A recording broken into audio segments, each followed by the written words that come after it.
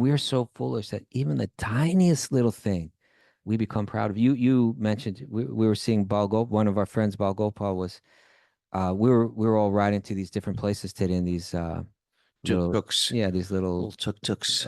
electric rickshaws. Electric And he was on his bicycle and he was grabbing onto the back of one and getting pulled. And you said to me, what did you say? Like, you guys used to do that. Or something. What did you say? Oh, You because people. Kaustubha was like one of those bike messenger guys. They thought they were so cool. Well, that's the thing. Cooler than everybody.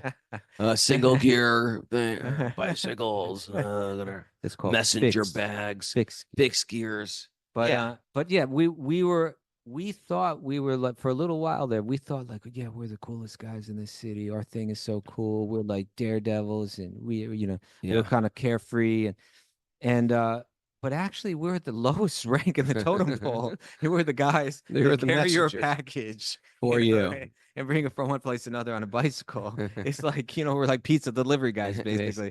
Arrogant pizza delivery guys.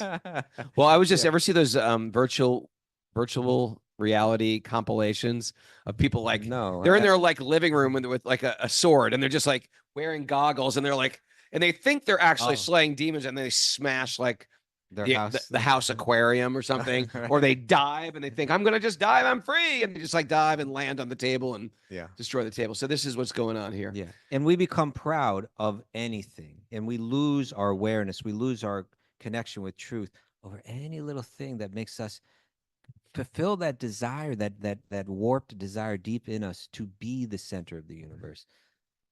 Get a little taste of it and we get all excited. It actually is such a virtual reality, because if you actually think about it, oftentimes with sickness, you can go from having a very strong, beautiful body to it could be like thin like a rail in a moment. True. So that it is virtual. What does virtual mean again? Not real, not quite real. In one sense, it is not quite real. Yeah. Your money, you could have, in one sense, you could have a lot of money, and in a moment, the stock market could shift, your currency could shift, and all of a sudden it shifts to nothing. Yeah. The real estate market can crash. I own all these real estate investments. The real estate market crashes, and then it's all gone down 50%, 60%. Yep. So in one sense, it is all virtual anyway. We're not just making this up. We live in a virtual thing. Our health, our well-being, our sanity, our can get taken away at any moment. Yeah, I can lose your sanity real quick. Om Namo Bhagavate Vasudevaya. Om Namo Bhagavate Vasudevaya. Om Namo Bhagavate Vasudevaya.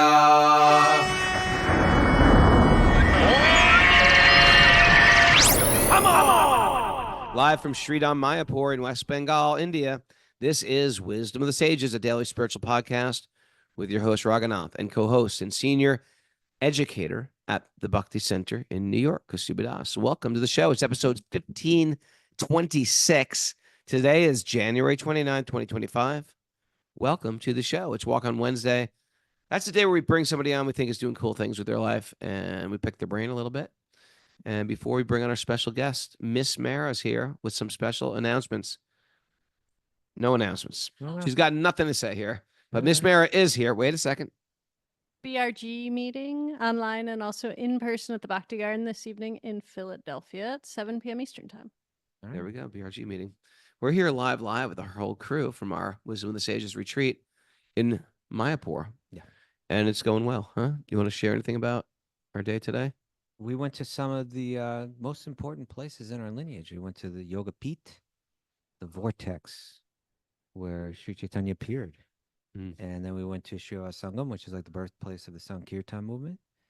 And then we visited the Samadhi, the sacred tomb, I suppose you could say, of Srila Bhaktisiddhanta Saraswati Thakur, great, important figure in the history of modern history of bhakti.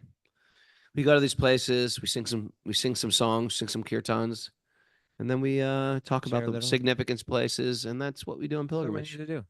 That's all you need to do. Chant together. You led a beautiful kirtan at Bhaktisiddhanta's Samadhi today. Did I? Yes, you did. Oh, all right. Thank you. It was simple. Simple. Not like our guest today. We got a big kirtan, serious kirtan guy. Radhika, welcome to the show. Harry Bol. Hello. Thank you so much for having me on. Welcome, Radhika. You lead it. I guess simple is There's a good simple. there's a good simple, but I'm actually a simpleton, which means I'm like sort of simple-minded. You actually have a deep, rich kirtan. You just did this huge kirtan in India. Well, Radhika, what's going on in India right now with I mean, kirtan? Krishna's sending the people. I don't know what's going on, to be honest. I can't tell you what's going on, but Krishna's It's sending all these amazing people to come through, and we had a 5,500 people auditorium filled stadium style thing that happened in Mumbai. Then I came back to London, and I'm now stuck in another project. So it's Krishna's using me, got a wave of mercy coming through, and I'm just trying to stay out the way. There you that go. is beautiful, huh? You're just being moved by Krishna. 5,000 people in the kirtan. It's like Nice. this is like the rebirth. This is everything I'm talking about with the tsunami the tsunami analogy. It's we're like getting swept away. Yeah. And it's like we came back, Prabhupada came to America. All these Americans got into it, went back to India. It's blowing up all over India right now. All these in England, it's out of control what you're doing over there. We're just following you on Instagram and living vicariously through all your posts, but it's beautiful. And then I I'm saw standing on clips your of this. shoulders. What's that? Standing on both of your shoulders. You guys have set the foundations and given me an opportunity to be who I am as I am in the world, and I'm grateful for you guys. No, Prabhu. No. No, Don't you go flip it like that. Yeah, don't flip it. See what the Vaishnavas do? You give them some credit, they're throwing it back in your face, trying to give us Humility credit. ping pong. Humility ping pong straight back. But it's super inspiring what you've creating. And when I saw those videos of you in Mumbai, why don't you put your Instagram account on the board, or Mary, you can put it up on the board. You can get a couple more. Everyone to follow him right now if they're not already following what he's doing. And he's got a huge following of people, and they just did this Mumbai thing, which was next level. But that's not even what we're talking about. We heard you got a new book. We want to hear you talk about your new book. It's this guy. We don't even know what the book is. I like to think I'm a pretty prolific guy. This guy's like takes giant steps over my head. I'm talking about my book for like 4 years. You come out of you're like the dark horse. Oh, and here's my book. I was like, what? And triple it. No, it's So something why don't you that tell us about your new book? Yeah, we're gonna get everybody to buy it, here support is. it, and On repost it. screen. Yeah, it's called Mantra Mantra Meditation. And it's weird because a year ago, I was like, oh, maybe I should start like noting things down and writing down ideas. And, if this comes, I just had this intuition Krishna was going to send it. And so then this year, Penguin came knocking on the door and they said, here's a nice juicy lump sum of an advance. And why don't you write something on kirtan? And I said, okay. So 9 mantras. Wow. And each mantra's got a bit of a personal anecdote on how I found it, how it found me. And then a history, pronunciation, a QR code where you can scan it and chant along with me. And it ends with a nice meditation for each person. And so the idea is that all of you that are watching this, you probably already know a lot of this knowledge, but this is a gift that you can give to your neighbor, your neighbor's neighbor, your grandma's, I don't know, the dog across the road, anyone that doesn't know what we're doing. I wanted this to be an accessible, relatable, fun method of introducing them to it. Because I think what we do sometimes is we rely on just like our own knowledge. And so what I've done in this book is just tried to put all the cool people that I love in one book and made it accessible and relevant for people. So that's what it is.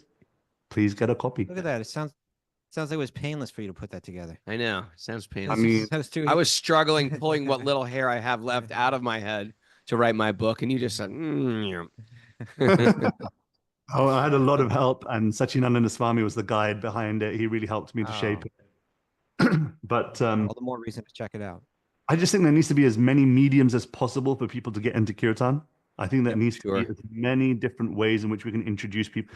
And having a book is just a way in which people can go, oh yeah, that's authorized. It's not just made up. But there's some. Well, I think that's the key, because I think a lot of people do just sort of speculate and like, oh, this is what this mantra means to me, and they're not coming. It's not coming from a traditional flow of and then substantial the bhakti teachings. Yeah, the personalities get lost too. Like they say Ram is an energy, and of course he's an energy, but he's also a person. And what does that person represent, and how can we relate to that person? How does this ancient wisdom fit in our modern times? And so I try to make it cool. I'm trying to be cool. I'm getting older. This mayonnaise patch is getting bigger on my face. And so I'm trying mayonnaise to patch use is that getting little bigger. needle. Welcome to the big Full bowl of mayo. yogurt here I got on my face here. Yeah, I had something really interesting I was about to say and I forgot. Well, I was thinking The that mayonnaise patch threw me off. we were in. You're thinking of eating now. Oh, I know what I was going to say. I was like, the potency of kirtan, it has to go hand in hand with philosophy. You have to understand the behavior of the kirtaniya. Like by going to kirtan, it's not just like I'm going there, but there's disciplines of the minds, discipline of your behavior, discipline of your thoughts that makes the kirtan more potent, more effective. We were saying today it's a capsule. Where did we say that? We didn't say it. Srila Bhaktisiddhanta Saraswati Thakur. Oh yeah, said it. Bhaktisiddhanta said it. They were saying- It's like, He- you want he- to use that expression? he used an analogy. He said that this chanting of the holy name is like a capsule. Mm. There's a capsule, and then inside that there's the medicine. If you just look at the capsule, you don't necessarily know what's inside. And so he was saying that the actual syllables of the name of Krishna is like a capsule, but it's actually when there's true devotion invested in the chanting of the name that it's the name. And so he said that that name, it descends from the spiritual world, it enters into the heart of the chanter, and then it comes through the mouth. He said it should not just be lip deep.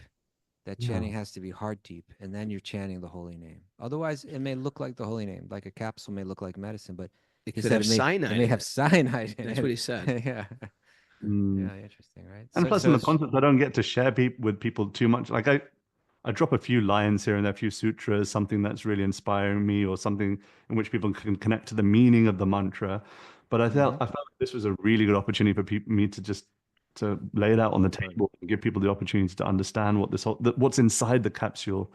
So Right. that's Sure. the motivation behind it. And so it's going really well. You know, London, the people in London are loving it. The US market, people don't really know me. So you guys are my via medium to try and help all of you to share mantra and kirtan with your friends and family. Like imagine giving this gift to a friend and someone nice. just, oh, I get it. I finally get what you guys are doing. Will do. Everybody loved you at Super Soul when you came up that weekend. That was wonderful. Yeah. That was really fun. I am absolutely amazed by what you're doing at Super Soul. I think a community that lives, breathes, serves, loves together. I think that's where the magic happens for personal transformation. And I think it sets an example for society that this kind of lifestyle is possible. So Raghunath, hats off to you. Like absolutely incredible. I was blown away. Well, just coming over and be our friend and coming over and sing some more with us. I And that will. was great. Do it again. You're more than welcome. I'll set it up whenever you're there. I will, 100%. And so this is a great opportunity. If you have a friend on the edge, if you've got a loved one, a parent, something who's sort of like saying like, what are you into? You say, I can't explain it as good as this book can. And you get them a new copy of, what's the title again? Mantra meditation. Mantra If you just meditation. literally just jump onto themantrabook.com, it's easy. Like you'll click on there and it'll go to all the international places you can buy this. So here's my pitch, everybody. Go to the website, order the book, get two, double it. Just don't get one. Don't get one. If you're going to order it, just get two. Get two, give one. There's two people you can know. This is what we do. You're not on the street corner, asking people to buy a book. You're sending them a book. You're handing them a book. You're ordering them online. And this is how we spread this message. It's a great message. It's a message that can save your life. We have people in this room that this message has saved their life. In times of pain, times of mental anguish, in times of sickness, this message has saved their life.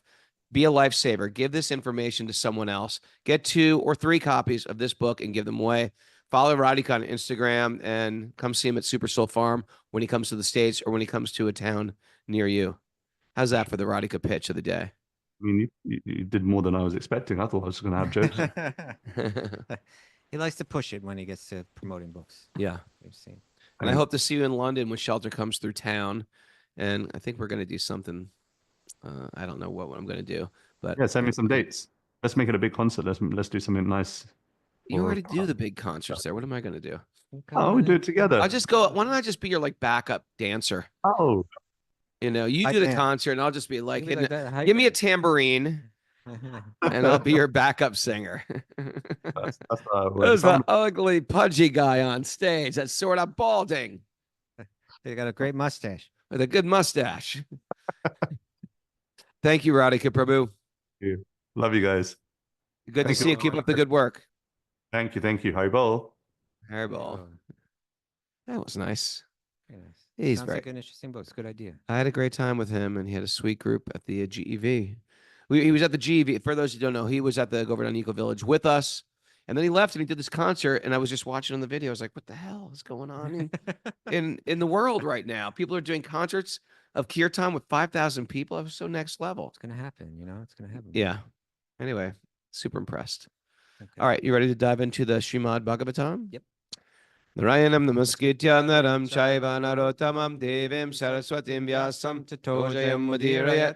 Before we start in the Srimad Bhagavatam, which is a very means of conquest, one should offer respectful obeisances to the Supreme Lord, Narayan, unto Narayan Rishi, the supermost human being, unto Mother Saraswati, the goddess of learning, and to Srila Vyasadeva, the author.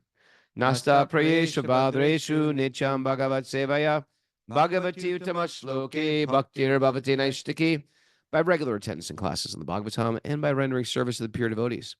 All that is troublesome to the heart will become eradicated, and loving service to the Supreme Lord, who is praised with transcendental songs, will be established as an irrevocable fact.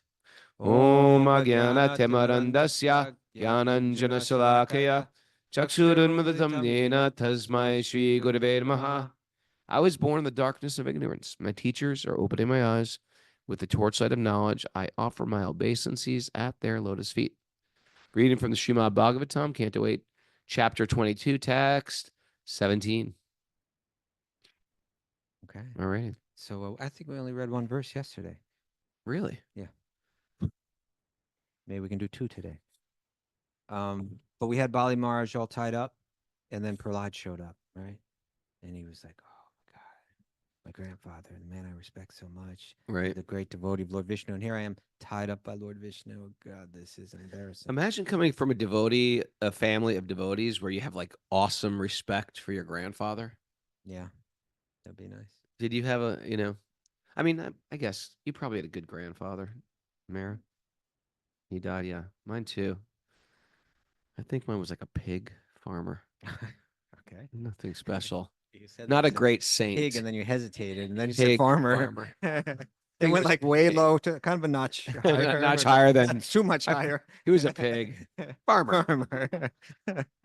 Farming pigs is not a step Well, higher actually, than maybe being a pig is a higher step than being a pig. a pig farmer. Yeah, because it's not like he's All right. growing pigs from a tree. He's That's- killing the pigs. Yeah, right. Okay, well let's Uh, move on from Do that. you have a good grandparents? You know, on one side, I never met my grandfather. On the other side, yeah, I had a sweet grandfather. He was, he was kind of like worked in the steel mills out there in Pittsburgh. Really? Yeah, one of those sweet grandfathers that take you down to the candy store and do that kind of stuff. Pious man. He used to go church every day. Really? Yeah. That's how they did it back then. They just went to church every day. Yeah. And church wasn't even fun. Yeah. You know, our church, you can go every day. You know, you can go every day and it's fun. fun. Every day is fun. Like, oh, this Their guy, church wasn't they fun. threw me flowers, right? I went to the church last night, to the temple. They threw They're a bunch of throwing flowers. flowers at me. We're like So fighting you for and the Tara flowers, just scrambling on the ground. scrambling for flowers. Me and some old lady tackled her. And then they're handing me sweets and they give you the magic water they drink, the Charnamrita. It's all pleasurable. Somebody's sleeping, somebody is sleeping, but somebody's giving class. People are having a class going on. Then there's food outside. Some guy's trying to sell me a book. It's like a little carnival. You know what I mean? Every day. It's like a carnival every day. It doesn't get boring. No, my grandfather's going to the boring. The boring church every day. You get extra credit for that. He drank a little vino, maybe a little too much. Drink a little vino. But You got to make it through the boring that's what I'm church. saying. But no, he was a sweet man. Yeah. But this Prahlad Maharaj is a whole nother category. He's Yeah. considered practically, in one sense, the greatest of devotees. Sure. You know? And so he showed up on the scene, and people are going to start to speak now. He's going to speak. Lord Brahma is going to speak. Bali Maharaj's wife is going to speak. Mm. Everybody's kind of saying like, I think it's time to let him go. But in different ways. They're all glorifying Lord Vishnu, but they're also appealing to him to please let Bali go now. Mm. I hate to scroll off on this, but the Mahakumbh prayers go out. There was a little stampede at the So I Mahakumbh. hear. But I also read there's 5% of the world's population No. is at the Mahakumbh. 5% 400 million people are at this thing. at one time? Not at one time. Throughout the month. It's still pretty good. Yeah. It's still pretty good. So say 400 million is 5% of 8 billion? I don't know. He's trying to. Mayor, could you work on that? What are you scrolling away here, Mayor? What are you doing? Oh, I see. Anyway, it's pretty impressive. I'm But sorry about it's the sad that stampede. happened. Sorry about the stampede, but in one sense, that many people are dying in that larger crowd anyway. right. People, if you get 400 million people, how many people are dying just existing? It is 5%. 20 million is 5% of 400 million. No, we need to know if 400 million is 5% of 8 billion. Okay. We'll get to the bottom of this. Mahakumbh. Okay. All right. Anyway, sorry for that little detour. All right. So now we have Prahlad Maharaj. He's speaking, and he's going to be speaking. He's going to be revealing truths, deepest truths about life. But the context is he's saying, take a look at my grandson here, and you're being very merciful to him in so many ways, and maybe be merciful to him. Well, let's see what he says. Okay. Text 17. Material opulence is so bewildering that it makes even a learned, self-controlled man forget to search for the goal of self-realization. Oh, it's intoxicating, isn't it? True. But the Supreme Personality of Godhead, Narayan, the Lord of the universe, can see everything by his will. Therefore, I offer my respectful obeisances unto him. It seems like it's his message. He's speaking directly and indirectly.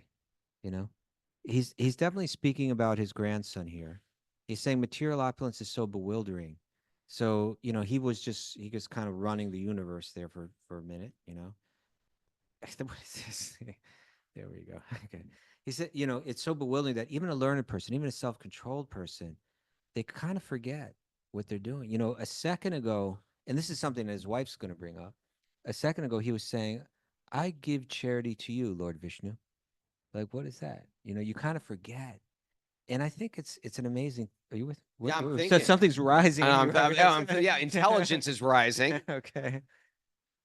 I'm thinking about Did it stuff. come- Well, did it rise because yet? what's the biggest illusion is that I'm the controller, Yeah. I'm the doer. Yes. That's the illusion of material existence. I'm the controller, I'm the doer. Yeah. And not that actually the Supreme Lord is directly in control of the cause of all causes. So when there's good fortune, we want to naturally or unnaturally take credit for the good fortune. See, my plan did work out. Your plan is half-assed. It's not really working out. You should be listening to me. I've got it together. You're a train wreck, but check me out.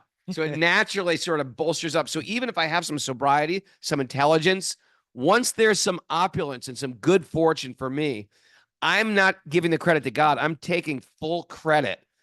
I'm saying, oh, my intelligence is sharper. I'm much shrewder. I make much better choices.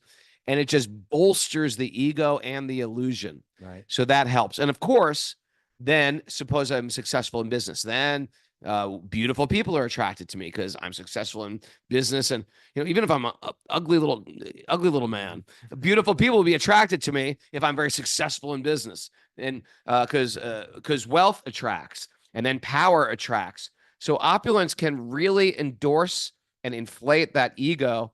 And then we're right back down. Even with all our intelligence, we can forget in a moment that we are tiny, part and parcel, part of something bigger. We're not in control. Things are happening due to some past reactions. Yeah, your choices might have something to do with it, but also there's a lot of people making similar choices then nothing's happening to. So there's some karma involved from a previous life. There's some blessings of God in another way, and we want to just take all the credit as ours. And it just what it's like? It's like when you try to untie your shoe, but it makes a knot instead. If you keep pulling that lace, it just makes the knot tighter and tighter. So that's what's going on. I'm pulling the knot tighter and tighter.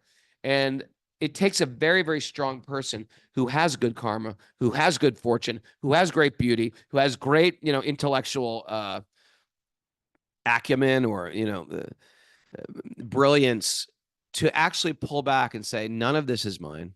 Everything's on loan. I can lose it in a moment. And I want to use this for the service of Lord Vishnu.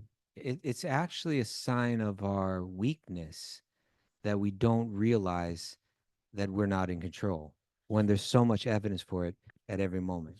Yeah. Right. Like imagine if you were like kind of programming a virtual reality. Yeah. And there are a bunch of people that unknowingly were plugged into it, living in that virtual reality. Yeah. And you had it programmed so if they made this choice, you may or may not allow them into the next room. Yeah, into the next room, or to really accomplish anything. They're sometimes they're getting what they want and sometimes they don't. Some people are endeavoring just as hard as others and not getting anything. You're in control of the whole thing, and you're feeding them information that you are in my virtual reality and I'm ultimately in control of it and I can help you get out. And those people, and they're like, forget your this silly message coming from some fictional programmer. I'm in control of this place, and but any little power that you grant them in that virtual reality, it immediately inflates their ego and convinces them all the more that they are in control. And they take pride in it. And they complicate their lives tremendously because of it. Imagine if not only that, but you saw that if anyone in your virtual reality, if you gave them a lot of opulence, if you gave them a lot of fame within the virtual reality, if you gave them a lot of wealth, a lot of beauty within the virtual reality, if you saw that whenever you do that, practically all times, they spin out of control and crash, and still they don't get the message. And that's actually what we see in this world, right? The people that get lots of wealth, lots of fame, lots of beauty, lots of power, they practically always spin out of you would think that now they've got it all. Now they're just going to enjoy like crazy for as long as they have those opulences. And we see that practically those opulences, our philosophies, those opulences belong to God, who is called Bhagavan, the possessor of those opulences. Now there's a way to connect with him. There's a way to derive, in a bliss, in satisfaction in relation to understanding who's the source, who's the programmer, how to operate in harmony with that programmer. And it's not like it's some miserable surrender. It's like a beautiful, loving, it's actually the only real, deep, loving connection. But we're so foolish that even the tiniest little thing, we become proud of. You mentioned, we were seeing one of our friends, Bal Gopal, was, we were all riding to these different places today in these tuk-tuks. Yeah, these little tuk-tuks, electric rickshaws. And he was on his bicycle and he was grabbing onto the back of one and getting pulled.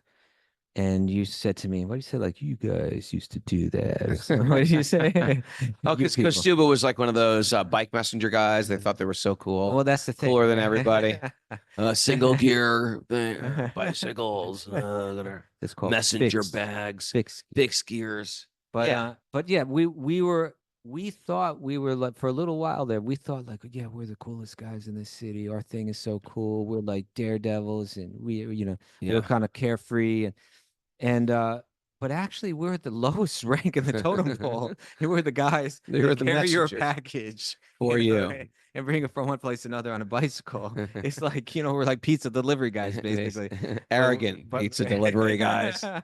Well, I was just ever see those virtual reality compilations of people like they're in their like living room with like a sword, and they're just like wearing goggles, and they're like, and they think they're actually slaying demons, and they smash like the house aquarium or something. Right. Or they dive and they think, I'm gonna just dive, I'm free, and they just like dive and land on the table and destroy the table. So this is what's going on here. Yeah. And we become proud of anything, and we lose our awareness, we lose our connection with truth over any little thing that makes us fulfill that desire, that warped desire deep in us to be the center of the universe.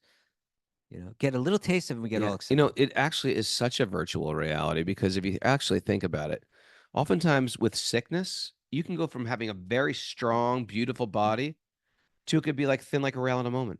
True. So that it is virtual. What does virtual mean again? Not real, not quite real. In one sense, it is not quite real. Yeah. Your money. You could have, in one sense, you could have a lot of money, and in a moment, the stock market could shift, your currency could shift, and all of a sudden it shifts to nothing. Yeah. The real estate market can crash. I own all these real estate investments. The real estate market crashes, and then it's all gone down 50%, 60%. Yep. So in one sense, it is all virtual anyway. We're not just making this up. We live in a virtual thing. Our health, our well-being, our sanity, our can get taken away at any moment. yeah, I can lose your sanity real quick. It happens on a daily basis. Yeah. All right, let's read on. 18.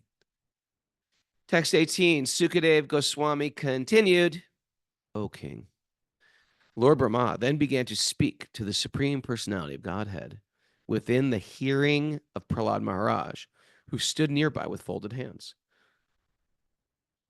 Yeah. Text 19. But Bali Maharaj's chaste wife, afraid and aggrieved at seeing her husband arrested, immediately offered obeisances to Lord Vamanadev. She folded her hands and spoke as follows. Now, this is the wife. Yeah, it's going to be a very mixed message. She's obviously a very intelligent woman and very the way that, anyway, let's hear what she says. This is Vinyavali. This is the name of one of our listeners. Out in LA. Vinyavali said, "Oh, my Lord, you have created the entire universe for the enjoyment of your personal pastimes, but foolish, unintelligent people have claimed proprietorship for material enjoyment." Now, who do you think she's talking about? Her husband. Her husband, Bali. Yeah. Certainly, they're shameless agnostics, falsely claiming proprietorship. They think they can give charity and enjoy. So her husband just a very short moment ago, right, was saying, "I'll give charity to you, Lord Vishnu. Well, you want 3 steps? I'll give you 3 steps of land." Not to give you 4. You know what I mean? Like, he was trying to be gracious. Yeah, but in a sense, he was both doing the perfect thing, but also she's pointing out, how can any of us think that we can give you anything, right? Right. It's all yours. In such a condition, what good can they do for you, who are the independent creator, maintainer, and annihilator of this universe? Right. So interesting, huh? Just claiming land as ours, and then we buy and sell it like a game of honor amongst thieves. You know? I see what you're saying. Real estate. Oh.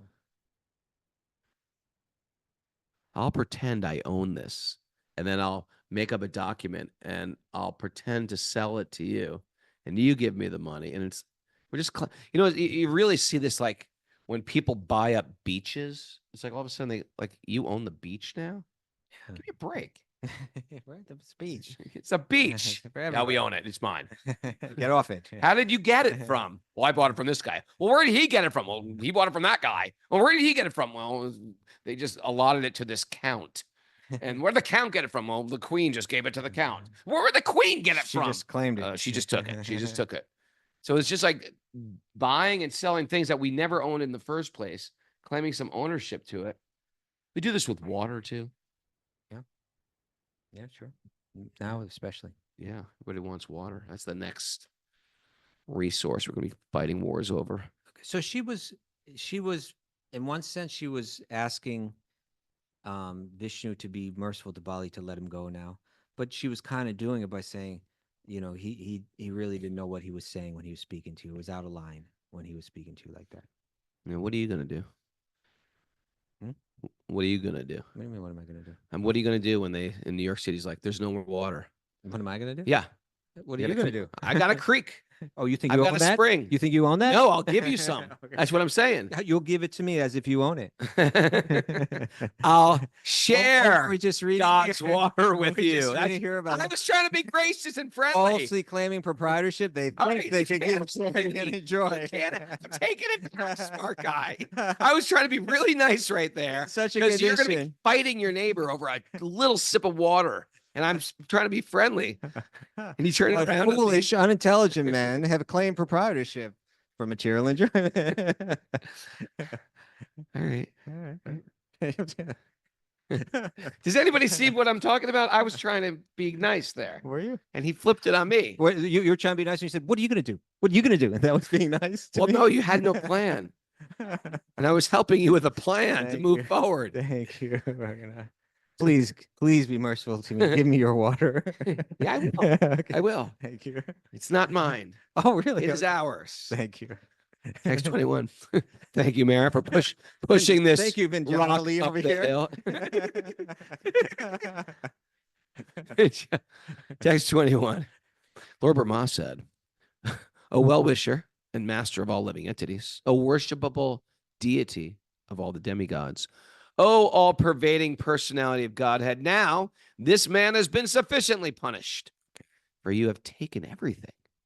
Now you can release him. He does not deserve to be punished more. Okay, so he's come from the real practical end, and it's like Brahma's always like above all the other devas and asuras, right? It's like he's a deva himself, but he's just on another level. So he's kind of like, I don't have a side in this thing, Sure. but I'm just looking at this impartially, and he's given everything to you.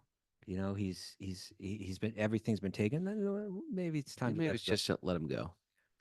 Bali Maharaj had already offered everything to your lordship without hesitation. He has offered his land, the planets, and whatever else he earned by his pious activities, including his own body. He's giving everything away. Gave his body, put your foot on his head, he said. But by offering even water, newly grown grass, or flower buds at your lotus feet, those who maintain no mental duplicity can achieve the most exalted position within the spiritual world. This Bali Maharaj, without duplicity, has now offered everything in the three worlds. How then can he deserve to suffer from arrest? That's logical. That's legitimate. Yeah, it's almost like Brahma's his lawyer. Yeah, he's speaking up for him, and he's saying, for the first sentence is just like a universal instruction, right? That anyone, even if they have no wealth, even if they don't own the universe, even if they have even if they just have a little creek, even if they don't, and their friend has a creek, if their friend's got a creek, they can just like offer. We have some more water over there. You want some? You can have it. You can have it. It's not mine. Who owns water? Okay. Before you start trying to murder your neighbor for water, I'm saying I can help. I can help your neighbor. Okay. Thank you, Raghunath. I'm just gonna leave it there. But he's saying that anyone can offer just a little water or just a newly grown grass. Just anything that you offer, if you offer it with devotion and without duplicity, you can attain not only like freedom from arrest, you can attain the highest position in the spiritual realm. And Bali Maharaj, in the same mood, he gave the whole universe to you. So how can he be tied up? All right. The Supreme Personality of Godhead said, "My dear Lord Brahma, because of material opulence, a foolish person becomes dull-witted and mad."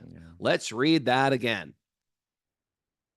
Because of material opulence, a foolish person becomes dull-witted and mad.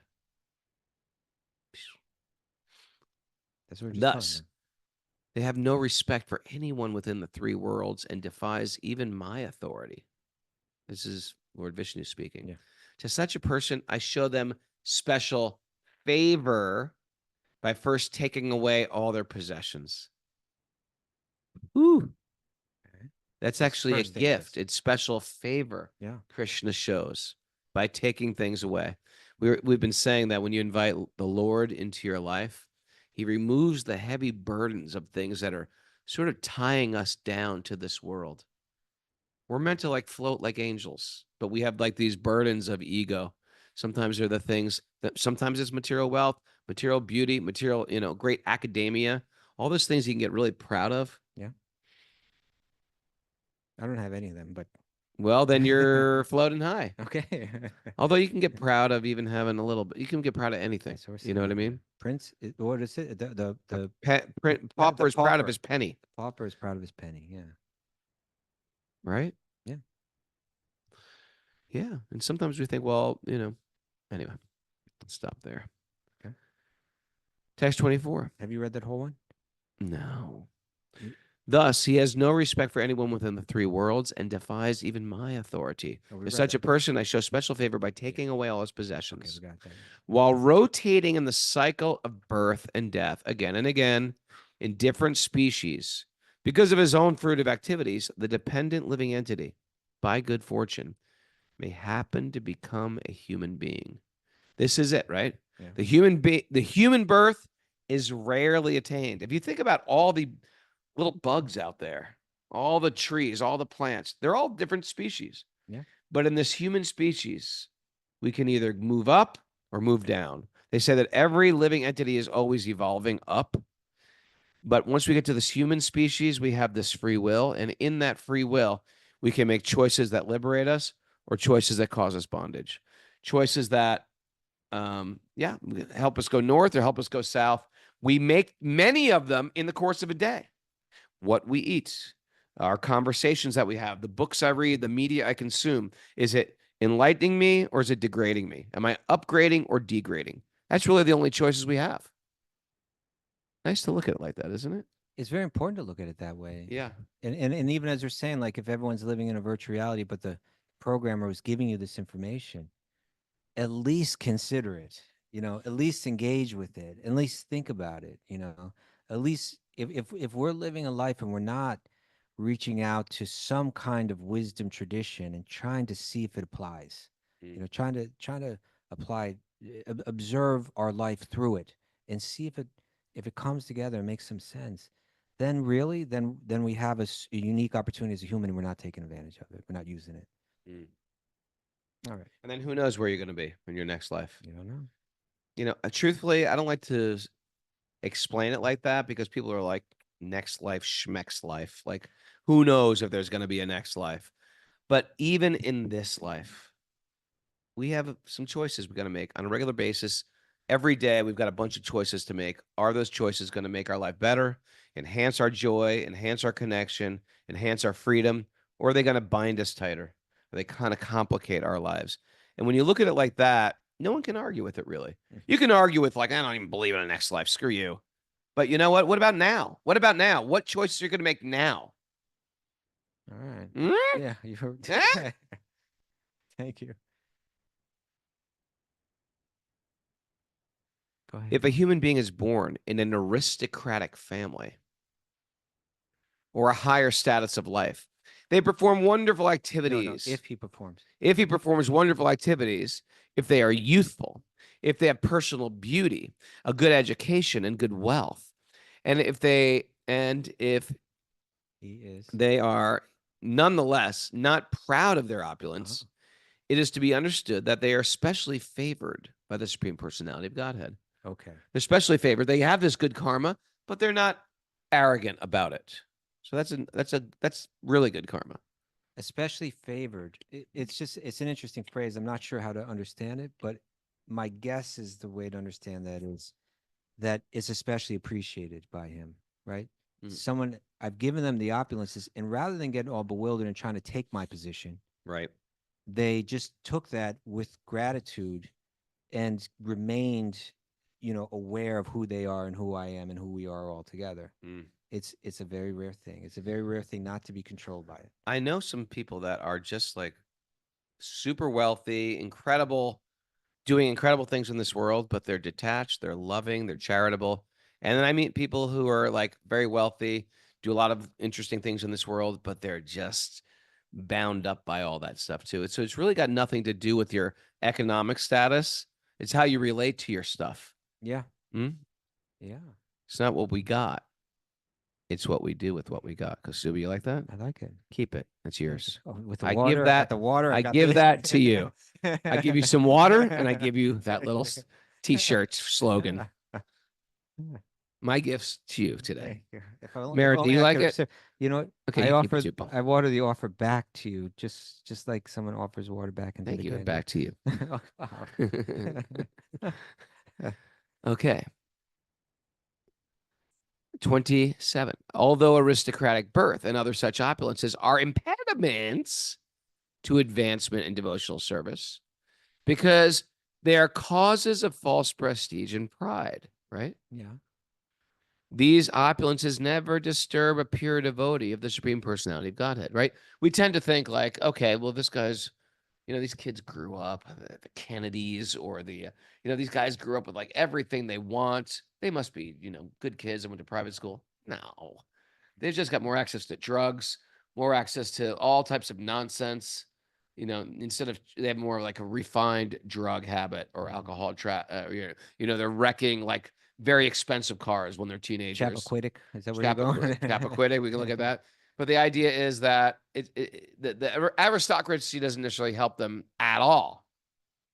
If not, if anything, it could they could just be just really deeply think they are better than everybody. Not necessarily, but it could be. So here it's saying those things can be an impediment on their spiritual life. Okay.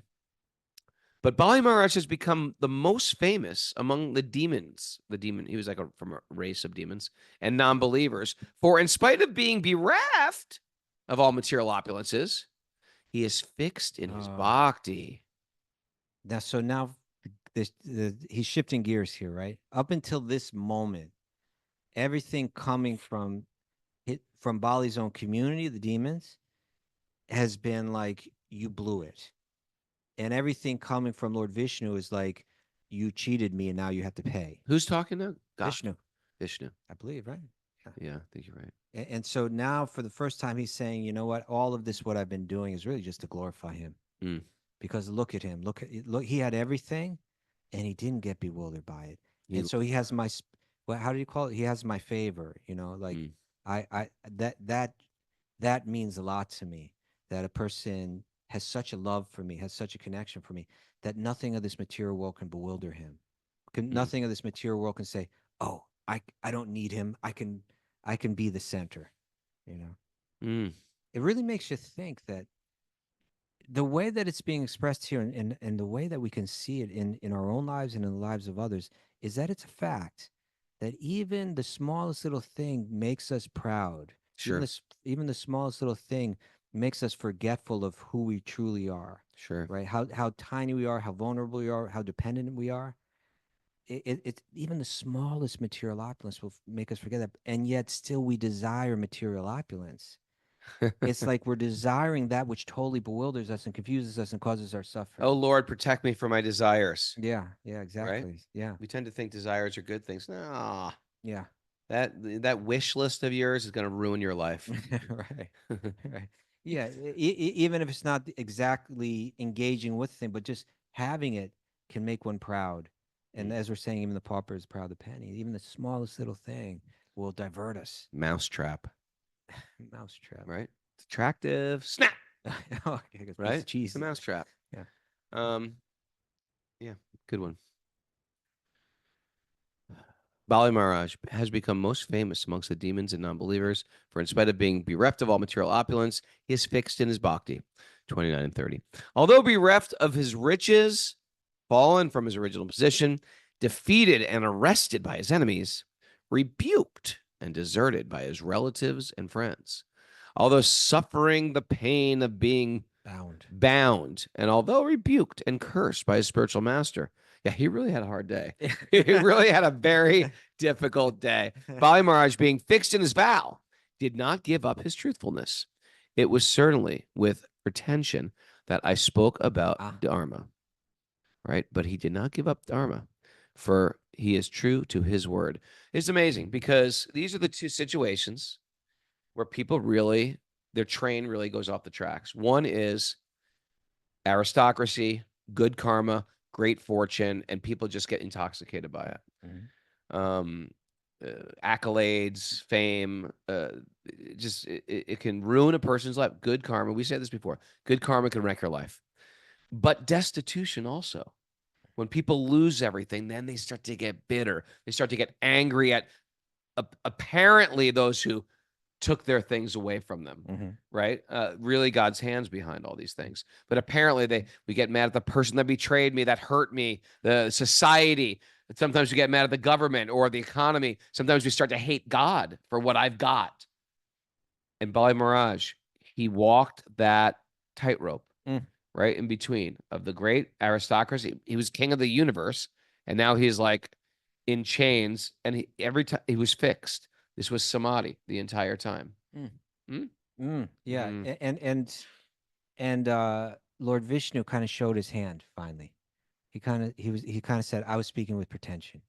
I was sitting here accusing him of being a criminal when actually he had given everything. He had more than kept his word.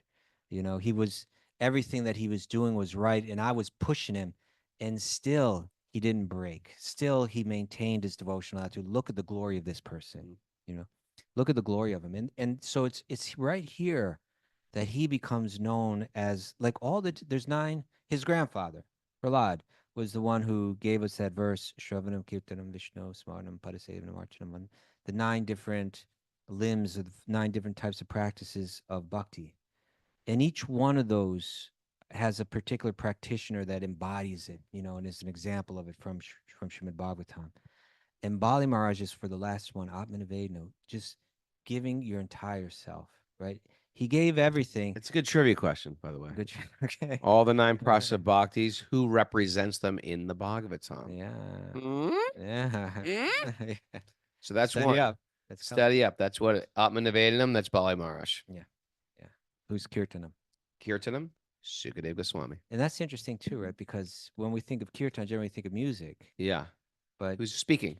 kirtana means glorification ultimately, right? Yes. Which also tells us how we should approach kirtan, which I'm sure the mantra meditation. Huh? book- Maharaj Parikit. Maharaj Parikit. He's hearing kirtan, and then the kirtan is coming from, the chanting is coming from. You study up on that, Mara. We're going to quiz you tomorrow. Hot seat. Uh-huh. Put them all on the hot Yeah, well, seats. there's not enough microphones for all of that.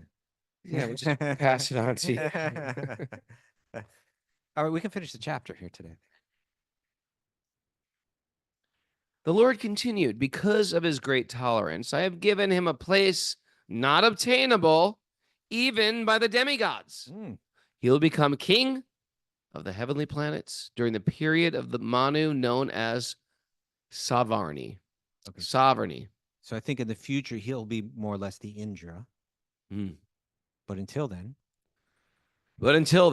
until Bali Maharaj achieves this position, the king of heaven, he shall live on the planet Sutala, which was made by Vishvakarma. He's the architect of the demigods. According to my order, because it is especially protected by me, it is free from mental and bodily miseries. What a great planet. Imagine living on a planet free from mental and bodily miseries. Anybody have a bodily misery going on right now? how about mental? How about a mental misery? Okay, you're free. If you live on Sutala, those are all gone. Well, it must be so nice. Just that, without even doing anything. You're just walking around. How do you feel? Good. How's your lower back? Great. It gets You depressed? Not at all. It gets better. It's getting better. My back is great. I want to lift things. Okay. So they're free of mental and bodily miseries. Okay, this is what else is going on your new planet. You're of- free from fatigue. Feeling a little drowsy at 4:30? Not anymore. Not on your new planet. Dizziness? Never get dizzy Spin anymore. around as much as you want. You can spin on those things in the children's park. I'm fine. Defeat. You will never be defeated. Makes you want to just go out and fight people then. But they're also But from no, that planet too. That makes it tough. That's the one problem. That's the one problem. We haven't worked through that one yet. And all other any other disturbances, poison ivy, bee stings, you name it. No more disturbances on that planet. That's very interesting because sometimes we think about heaven. What's that? Scorpion bites? Yeah. So sometimes we think about heaven. Like when I grew up a Catholic kid, I was like, "What's heaven like?" Here's one example. It's heavenly because this is a material planet. Yeah. It's just not. This is a heavenly planet. So, want to know what heaven's like, kids? Well, there's no bodily miseries. There's no mental miseries. You won't get defeated in the playground, right? Nothing will. What else did it say? Dizziness. Dizziness. No longer getting dizzy. That's always an issue. Mental, physical. No fatigue. Fatigue is exhausting. Yeah, literally. Fatigue is exhausting. But that's what heaven is. It's just like, imagine being free from your bodily and mental pain. Yeah. How pleasurable that would be. Raghunath, you sound like you want life in the Brahmajyoti over here. Don't get too caught up in this idea. Yeah, I know. Keep reading. Keep reading. But this is something that was beyond what he had. This is something that he actually didn't have when he owned the universe, right? This is some planet that's like kind of that Indra never gets. Sure. Oh, Bali Maharaj. Now you may go to the planet Sutala, which is desired by even the demigods. Live there peacefully, surrounded by your friends and relatives. Oh, you got to live with your relatives. Well, there's no misery there. So. But there's no misery. They're really nice to you. They're really nice to you. They don't bring up the past. All good fortune to you, Bali. On the planet of Sutala, not even the predominating deities of other planets, what to speak of ordinary people, will be able to conquer you. No more this whole fight. Your whole life, you've been thinking of life in terms of fighting for the territory, fighting with the enemies. That's no one's not going to in this care. book. They're going to be like, it's okay. You have it. You want it. You take it. What about the water? You take the water. There's no issues about the water. As far as the demons are concerned, if they transgress your rule, my disc will kill them. So I still got everything under control. Okay. You don't even Just have to worry about checking. it. Oh, great hero, I shall always be with you and give you protection in all respects, along with your associates and paraphernalia. Moreover, you will always be able to see me there. Oh, Imagine that. Whenever you want to see Lord Vishnu, it's right there. Wow. I wonder what he means by that. Will he be there? Yeah. Or at least perhaps you could see him in meditation, but it sounds like he'll be there. Because there you will see my supreme prowess. Your materialistic ideas and anxieties that have arisen from your association with demons and the Danavas will immediately be vanquished. Oh. What do you think that is? The materialistic ideas and anxieties. Like, oh, I'll get that. Oh, I might lose that if I get it, though. But then I'll just, do this to keep it. That's fair. And then I might lose it again, though, because what if these guys show up and try to take it? That's material anxiety. Yes. I want it. I'm afraid I'm going to lose it, so we're going to have to, reinforce it. Yeah, yeah. Whew, it's exhausting. Because there you will see my supreme prowess, your materialistic ideas and anxieties that have arisen from association with the demons and Danavas will immediately be vanquished. He's free. Boom. That's it. That's the end of the chapter. Boom. Miss Mara. Takeaways. Any important takeaways? Yep. Please stick your little face in the picture. The potency of kirtan goes hand with philosophy. Yeah. Or else people go to kirtans their whole life and they don't change. Yeah. They're just like, oh, that was so nice. It's just they're getting the capsule. They're getting not the capsule medicine inside. Yeah. Chanting should be heart deep, not lip deep. Another example. Lip deep, heart deep. When I take credit for my good fortune, it bolsters my ego and illusion. It's all on loan. Use it in service to Vishnu. It's not ours anyway. It's all virtual. All a loner, right? It's all like a Hertz. Don't get proud of it. Don't show it off. Check out my wheels. It's not yours. It's a rental, right? Don't wreck it. Don't wreck it. Take care of it. Got to give it back. You didn't get insurance on it. Definitely don't be proud of it. Don't be proud of it. That's silly. Our health, wealth, and sanity can be lost in a moment. Been there, done that. Am I upgrading or degrading right now? Gotta keep checking. Let me think. It's not what we got. It's what we do with what we got. You like that? I like it. Keep it. Keep it. Thank you. Even it's this. not mine though. I know. You can- I know. I'll loan it to It's not yours either. you. Can't put my handing Not it your to you. mouth. It's my soul's mouth. Son. Even the smallest thing makes us proud and forgetful. The Like a smallest thing. phrase, the smallest thing. Our wish list can ruin our life. Our wish list. Oh my God. What sick things, people, are on your wish list? I want to know. You don't have to tell me. Write it down, put it in a bowl. I'll know who it is, though. Then we'll pick them and see if we can guess. Then we'll pick it out of the bowl and see whose it is. We got a bowl. Gopal has the bowl. Pass it around. Write your sick desires. Put it in the bowl. Back to our takeaways. Be fixed in your bhakti, whether you're arrested and destitute or king of the universe. Very good. Say that again. Be fixed in your Be bhakti. fixed in your bhakti. Whether you're arrested and destitute or whether you're the king of the universe. Okay. Right. Okay. And This is it. nobody owns the creek. Nobody owns. Nobody owns the creek. Vishnu owns that creek. Vishnu owns the creek. But I will allow you. You are the steward, I'm the steward of the creek. very There it is. temporarily. You Why should- couldn't I just go down to the property next door and get all the water that I want over there? You can. Or You I don't could even even know- go above your property, above the creek. You can do that. You can do that. I give you all blessings to do that. You don't need to. I don't need those blessings.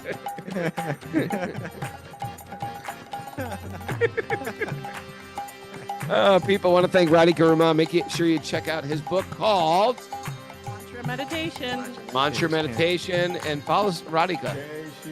He's doing great, wonderful things right now.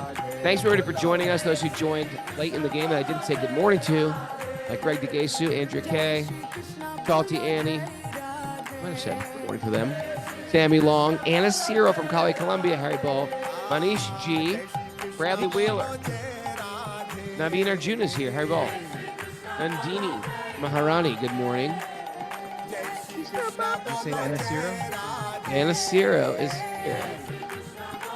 And Yogendra Das is here. Harry Ball, Yogendra. Welcome back.